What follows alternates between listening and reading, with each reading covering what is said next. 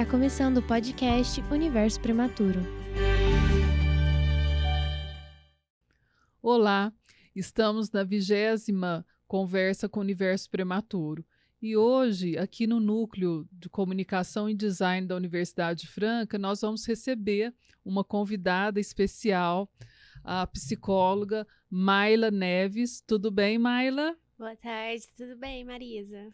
Nós ficamos muito felizes em receber você nesse espaço, aqui falando sobre o Centro do Universo Prematuro, um centro que está para acolher as famílias, as mães, os pais, as crianças, né? Para o acompanhamento, o que a gente chama de follow-up, né? Para dar esse segmento no pós-alta hospitalar das crianças nascidas prematuras. E a Mayla está conosco. Ela também, né, Mayla? Você está lá atendendo e nessa vivência da família, da mãe, do pai. Se apresente, fica à vontade, conta para nós um pouquinho sobre essa relação que você está desenvolvendo lá no Centro do Universo Prematuro. Certo. Bom, eu sou psicóloga, né? Esse ano completo 10 anos de formada.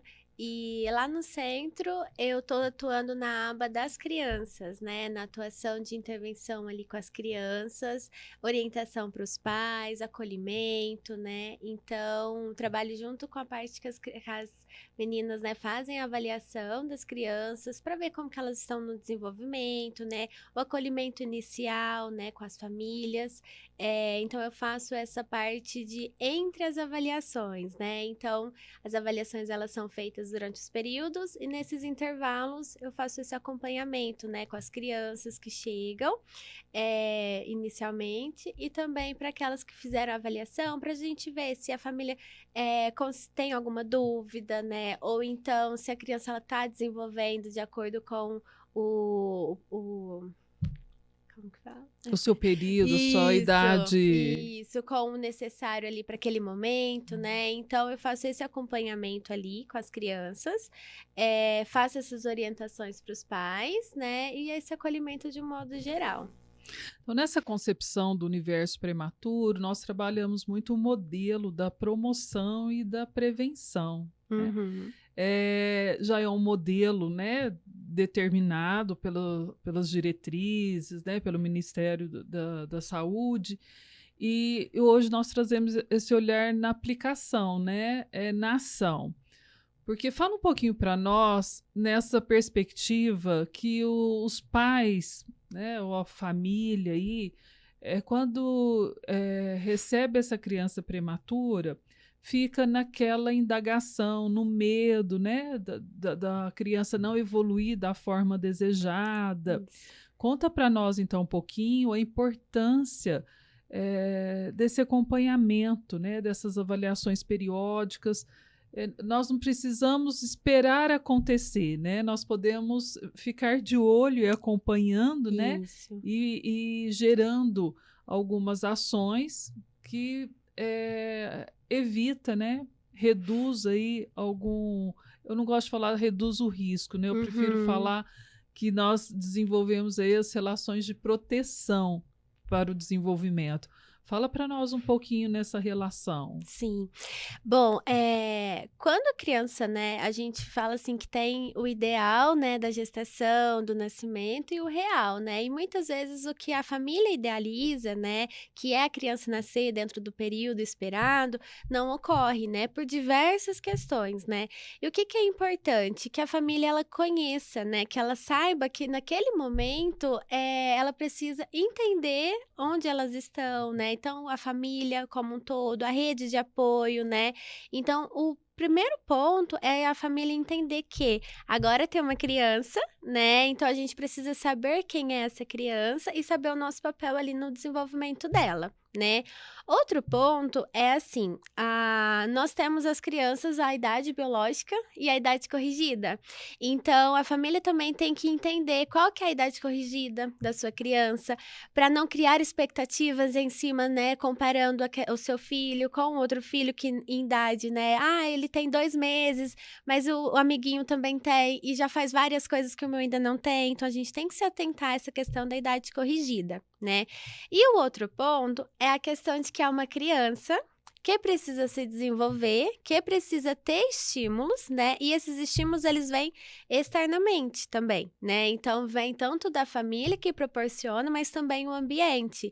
Então é importante, diminuir um pouco essa superproteção, de ter medo da criança, às vezes pôr a criança no chão, né, e: "Ai, como que eu faço isso? O que que eu posso fazer?" Colocar a criança para explorar ambientes, né. Então, muitas vezes a família, como a criança ela tem essa questão de ser prematura, elas têm medo da criança ser mais frágil, né. Mas se a criança ela faz acompanhamento com os profissionais, né, se a família tem esse cuidado com a saúde, ela não vai se tornar mais frágil por ser prematura, né. Então, assim, a gente precisa deixar que a criança explore todos os ambientes, deixar que colocar a criança, né. Então, o que que é importante frisar? É uma criança que vai se desenvolver.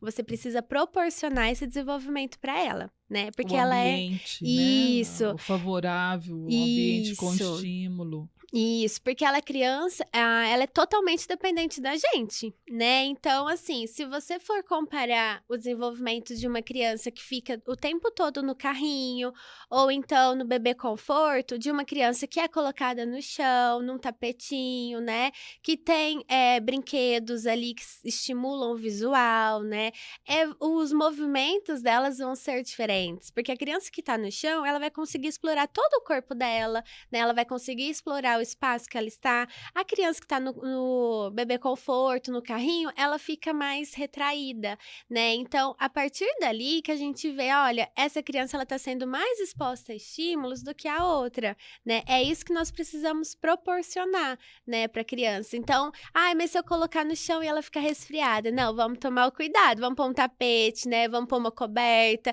mas é importante deixar ela nos ambientes que ela consiga se expandir mais, né, do que O vencer obstáculos. exato. Muitas vezes a criança vai para um estímulo, né, que aquilo ali é um pouquinho difícil para ela, e aí ela vai desenvolver o choro, ela vai Isso, responder. E aí é importante esse enfrentamento, né, como exato. que você orienta esses pais a lidar com essas situações da criança no estímulo novo, né, que Uhum. ela responde com o O choro. choro. Aham. Vou usar o exercício do thumb time ou colocar, né, de barriguinha para baixo, né. Muitos pais falam assim: "Ah, é só eu colocar que chora", né. Então, muitos não colocam por conta disso. Mas, se a gente for parar para ver o desenvolvimento, é importantíssimo colocar a criança de barriga para baixo, para ela poder ir sustentando, né, o pescoço, para ela já ir fazendo os movimentos de explorar, né, de se arrastar. Então é tudo um processo que a gente precisa proporcionar para a criança, para o desenvolvimento dela, né. Então, a criança começou a chorar, a gente tem que respeitar os limites, né. Então, se é uma criança que não está acostumada a ficar de barriguinha para baixo, por exemplo, a gente coloca um brinquedinho que ela goste, né, canta uma musiquinha, explora um pouquinho, e daí deu ali 2 minutinhos, põe ela numa posição mais favorável, uma posição que ela goste, ou pegue no colo, e aí a gente vai fazendo isso aos poucos, né. Então, sempre a criança quando ela chora, ela tá se comunicando, então ela quer falar o que que tá acontecendo, se ela tá satisfeita, se ela não tá satisfeita, o que que tá acontecendo, né. Então a gente tem que aprender a olhar para a criança e entender o que que ela está falando pra gente. Então, se você coloca ela de uma forma que ela não gosta, ela vai se comunicar através do choro, né. Então a gente vai fazendo essa leitura, coloca um pouquinho, ela começou a dar uma resmungadinha, vai lá, pega ela, antes desse choro vir, acolhe: "Ai, você ficou muito bem, você tá Dá o estímulo explorando", positivo. isso, reforça ali ela ter ficado. Depois vai lá e coloca ela novamente, né, deixa ela mais um pouquinho. O que a gente não pode fazer é deixar a criança lá deitada no chão e sair, né, e não ter nada para a criança fazer, porque daí realmente ela não vai ter interesse e aquilo vai ser muito ruim, né, igual a gente, se colocarem a gente ali num lugar e falar assim: "Ó, fica aqui nessa sala que eu já volto", a gente não tem nada pra fazer, a gente vai querer sair dali, né. Então a criança ela se comunica através do choro. Os bebezinhos, os menorzinhos, eles não têm ainda a questão da linguagem, da fala, né, então vai ser o choro e a gente vai aprendendo a entender os choros. Então, é o choro do xixi, choro do cocô, choro da cólica, choro da fome. Conforme eles vão crescendo, o choro deles, eles vão se tornando mais, a gente consegue adaptar o choro dele para uma comunicação. Então, por exemplo, se a criança ela quer alguma coisa, os menorzinhos eles já vão, né, trabalhando esse alcance, então ele vai chorar e vai fazer assim, então significa o quê? Que ele quer pegar algo, né. Então antes dele chorar, se a gente está observando, a gente pode ofertar para a criança: "Ah, é esse brinquedo que você quer? Aqui para você", né. Então a gente vai conhecendo os sinais que a criança apresenta.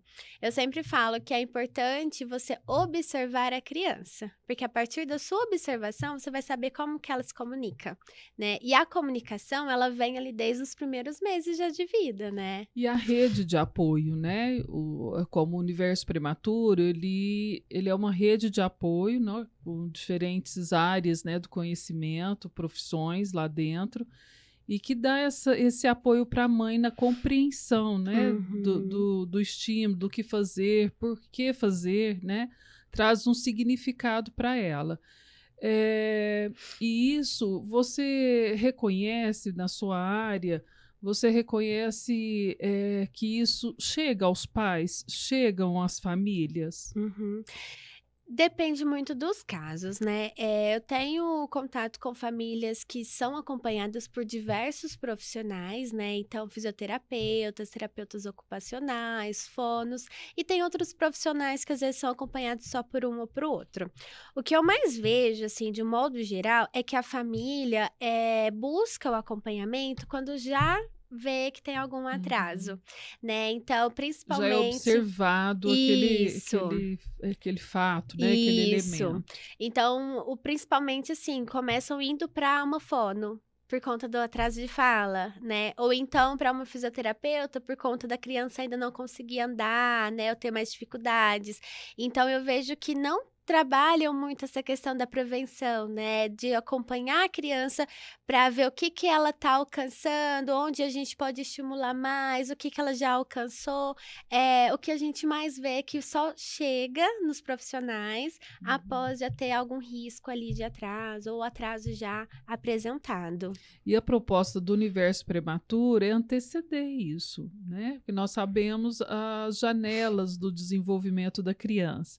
E até 3 anos nós temos a maior oportunidade, neural, né, do circuito neural Uhum. pra gente desenvolver essas habilidades, né.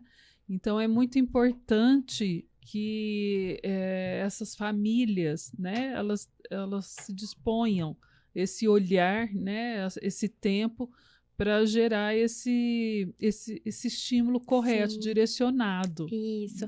né. Eu sempre os exemplos, assim, para falar com os meus pais sobre a questão da criança ter um super cérebro, né, então aquela questão que a gente fala assim: "Ah, a criança ela é uma esponja, ela aprende tudo", realmente, né, nessa idade, assim, até ali os 2 anos e meio, ela vai absorvendo tudo que ela pode, então é o momento em que a gente precisa mais estimular e ensinar coisas novas pra criança, né.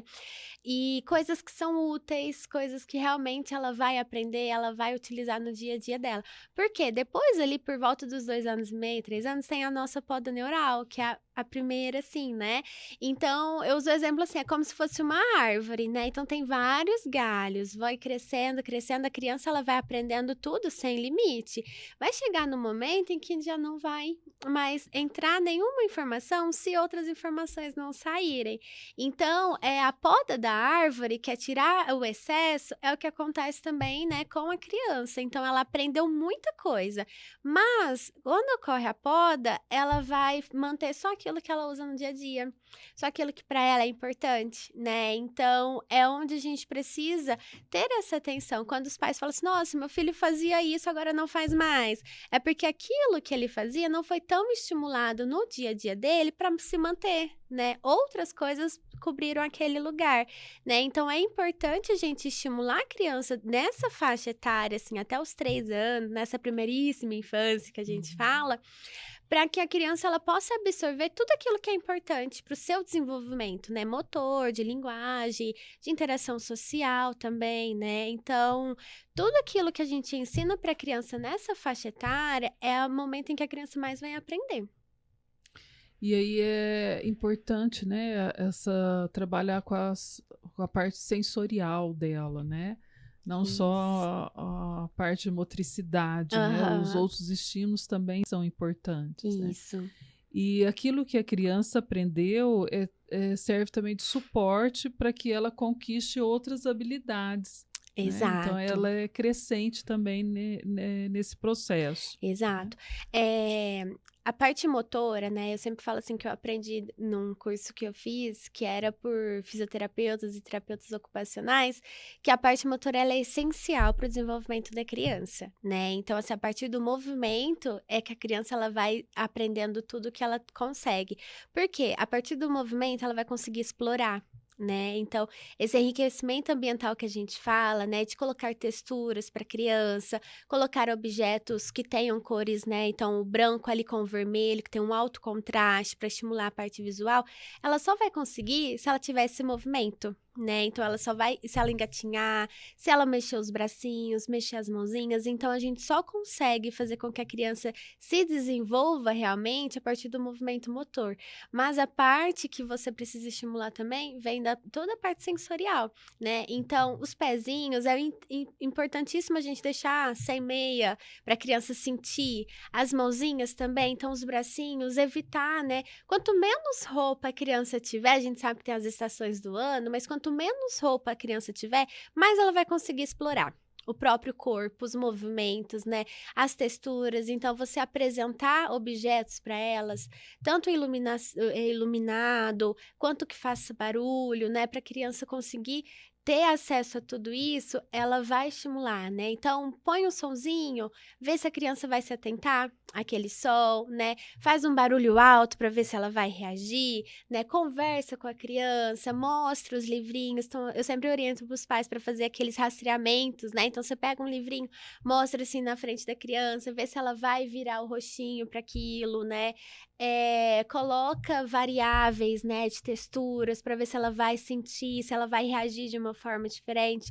porque tudo isso faz parte do nosso desenvolvimento, né. Então o cheiro, né, às vezes a gente apresenta as frutas, né, os objetos para criança, assim, que tem aqueles aromas, para ver se ela vai reagir, porque assim, às vezes o pai fala assim: "Ah, mas ela não se importa com barulho", mas, tem 2 momentos, né, então assim, a criança que não se atenta a barulhos que ocorrem no ambiente, chama a nossa atenção, da mesma forma que crianças que ficam o tempo todo olhando, né. Então assim, aquela criança ela pode estar alheia àquele ambiente, quando ela não se atenta aos sons, ao mesmo tempo que a outra pode ter alguma questão de hipersensibilização, né, então tem um barulho que para nós não é tão alto, mas que para aquela criança é, né, então assim, tudo na criança demonstra como que ela tá se desenvolvendo, o que prejudica ela, né, que pode prejudicar, o que pode desenvolver mais as habilidades dela, né. E aí reforça esse acompanhamento da família com um profissional, Isso. né, dar o estímulo para aquela idade, né, naquele Uhum. momento, que também, não exija da criança algo que ela ainda, né, no sistema ainda biológico dela, ainda não pode Isso. proporcionar.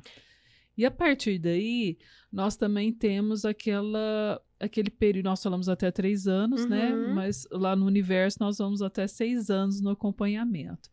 A criança ela continua a sua exploração, né, Uhum. das suas habilidades, né, da sua Sim. conquista das suas habilidades. E como que você vê essa condição dela? Porque, assim, a criança já ela comunica, né, de forma verbal, ela dá birra? Como que você orienta esses pais frente a essas situações também? Toda birra, né, igual assim, todo comportamento que a gente fala interferente, porque interfere ali na situação, é uma forma de se comunicar. Então, comportamentos de uma forma geral é uma forma de se comunicar. Além de observar, né, o que que é importante? A família entender por que que aquele comportamento está acontecendo e por que que ele se mantém, né. Então, vamos colocar assim, que às vezes a criança ela quer algo e aí a família fala não, né, e aí a criança começa a ter a birra, e chora, e grita e tudo, e aí a gente tem as consequências desse comportamento da criança. Ou a família entrega o que a criança está pedindo, ou então a família às vezes dá uma bronca, briga com a criança, né, e mesmo assim a criança não tem acesso. Então, dependendo da consequência, a criança ela pode ou não repetir esse comportamento, né. Então, se a família é cansada pela criança, né, então a criança chora, chora, chora, a família não consegue sustentar aquele não, e a família entrega o que ela quer, por exemplo, ela quer um doce, a família entrega, a tendência da criança sempre repetir esse comportamento de choro só vai aumentar, né. Então, a criança ela já aprendeu que ela pode chorar, que ela vai ter acesso àquilo, né. Então, às vezes, agora ela só dá um chorinho, a família já entrega. Ah, não tá funcionando mais, aí ela já começa a dar birra, a gritar, a jogar coisas, então vai escalonando o comportamento da criança para ela ter acesso àquilo, porque ela aprendeu dessa forma, né. Quando a criança, ela não tem acesso, então ela chora, chora, a mãe vira e fala assim: "Pode chorar que você não vai ganhar". A tendência é que a criança diminua, né, o choro dela, porque ela vai entender: "Ai, não vai adiantar eu chorar, né, porque eu não vou ganhar". E aí, qual que é o papel dos pais, né, saber eu brinco assim, né, que você tem que sustentar o que você fala. Se você falou não e a criança chora e você dá, é a pior situação, né. Então, assim, se você vai falar o não, saiba o que você vai propor para a criança, né. Então, "Não, não vou te dar o chocolate agora, porque daqui a pouco você vai jantar. Vamos brincar disso?" Ou então, "Ai, vamos tomar um pouco de suco?", né, dá outras opções pra criança. E o principal é ensinar a criança a se comunicar sem precisar de chorar. Né, então, às vezes a gente pega algumas crianças que ficam argumentando, né, então você fala assim: "Não, mas por que não? Eu quero isso". Então, assim, a melhor opção, né, eu brinco, por mais que seja cansativo pra gente, pra criança é o mais importante, porque ela vai aprendendo a se comunicar e tentar querer aquilo que ela de todas as outras formas e não precisar do choro. Porque o choro por si só, apesar de se comunicar, ele não tá agregando em nada pra criança, né, não tá ensinando algo pra criança, então a gente precisa ensinar a criança, né. Eu brinco que os pequenininhos quando, às vezes ainda não estão com a fala, né, totalmente completa, muitas vezes eles apontam ali o que eles querem, os pais vão lá e entregam pra criança. Aí depois o pai começa: "Ah, mas o que que você quer?". Aí a criança olha e aponta, o pai não dá mais, mas ele aprendeu aquilo, aí a criança começa a chorar. Aí o pai: "Não, mas eu perguntei, você não me falou, quero que você fale". Aí essa situação vai gerando um caos e a criança vai ficar estressada, o pai também. Então o que que o pai pode fazer? "Ah, você quer a água? Então me fala, ó, água". Mesmo que a criança não repita, você vai falando para a criança água, porque vai chegar no momento que a criança ela vai apontar e vai falar água, né, "Eu quero É a água". leitura verbal e não verbal, né. Isso, Muitas vezes exato. os pais lidam com a não verbal e a criança ela percebe isso. E Exato. aí quando vai mudar a regra do jogo, ela já É. aponta: "Não, não era assim, né". Aham, estava tão fácil, né, por que que agora eu tenho que me esforçar mais para ter aquilo, né.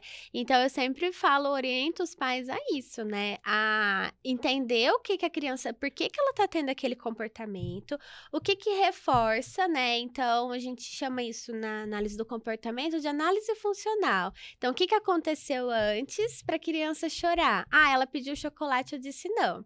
E o que que aconteceu depois? Ah, eu dei o chocolate. Ah, então provavelmente depois ela vai pedir de novo. Não, eu não dei o chocolate e deixei ela chorando. isso também, assim, pode ser que a criança não repita no futuro, mas também não ensinou ela a se comunicar e outras formas dela, né, outras sugestões para ela. Então é importante o pai entender isso e saber que ele precisa ensinar a criança, né? Nós somos os adultos, quem que se comunica mais fácil, né, com mais argumentos. Então a gente tem que ensinar a criança também a se comunicar e trocar esses comportamentos. A mesma coisa é a questão de morder, de bater, de chutar. Todos os comportamentos, eles estão demonstrando algo. A gente só precisa entender o que que é aquilo e o que está mantendo aquele comportamento. Que o profissional pode ajudar esses pais numa melhor compreensão do processo, né? Sim, pode. E outro elemento que hoje na vida contemporânea, né, ela tem trazido para as crianças é a tela, né? Me conta um pouco como você tem convivido com as famílias essa relação da tela, né, do Uhum. celular. Sim. A gente tá num mundo, assim, que vive de tela, né, Marisa? Então, o que eu falo para os pais é que, assim, nós não podemos tirar totalmente a tela daquela criança que a família inteira usa tela, né? Então, temos crianças que os pais usam tela, ficam ali perto deles com a tela, a TV tá ligada, o pai tá com o celular, a mãe tá com o tablet. Então, assim, não dá para você tirar totalmente da criança, mas a gente tem que ter limites, né? Então a gente sabe que tem ali, até criança até 2 anos, não é indicado ter acesso à tela, né? Então, quanto você conseguir diminuir é mais importante, é o essencial, é importante. Porque se a criança ela fica com a tela ela só dá as informações. Então é a música, é o desenho, é a imagem, mas não obriga a criança a falar, né? Por mais que tenha alguns desenhos que estão ali e pergunta: "Ah, que cor é essa?" E a criança responde, mas a criança, se ela responder ou não responder, o desenho vai continuar rodando, né? E isso gera, a gente já sabe que tela, excesso de tela causa sim atrasos. Por quê? Porque a criança ela não está sendo estimulada, né? Então, o ideal é assim, você utilizar a menor quantidade possível de tela, só em momentos assim essenciais. Ah, eu preciso andar de carro, tô sozinho com a criança, para ela não chorar, eu coloco a tela, ok? Ah, eu tô sozinho em casa e tenho que fazer comida, não sei o que fazer. Tenta pôr os brinquedos, a criança no chão, os brinquedos, disponibilizar. Ah, ele não tá gostando, tá chorando muito, vou dar tela, ok? Mas tenha em mente que é mais importante você ter brinquedos, jogos, do que um joguinho ou uma tela para entreter a criança, né. E outro ponto importante também é que, se você vai oferecer para a criança, é importante ter, vídeos, né, assim, ou joguinhos que não tenham tanta informação visual, que sejam vídeos que não tenham tantas cores, que não tenham tantas luzes, né, porque aquilo ali vai hiperestimular a criança.